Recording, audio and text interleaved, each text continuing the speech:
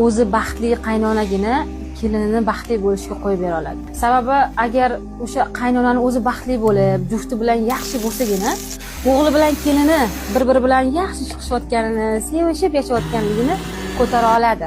Agar o'sha qaynonani o'zi eri bilan yaxshi chiqishmayotgan bo'lsa, yoki hayotida umuman eri yo'q, umuman hayotida o'zi uchun qiziq narsasi bo'lmagan qaynonalar ularning diqqat markazi kelinida bo'ladi. Lekin aynan o'shalar aytadiki, men baxtli bo'lmaganman, men o'g'lim baxtli bo'lsin deb rosa qaytaradi-yu, lekin amali buni teskarisini ko'rsatib beradi. Ming og'izida baxtli bo'lsin, menga o'xshamasin kelinim deydi-yu, lekin kelini o'ziga o'xshamasdan o'zidan yaxshiroq yashasa, baribir uni qanaqadir g'ashiga keladi. Xuddiki men yashamayotgan hayotda sen yashayapsan-ku mana deb turib nimagadir должен-dek qaraydi.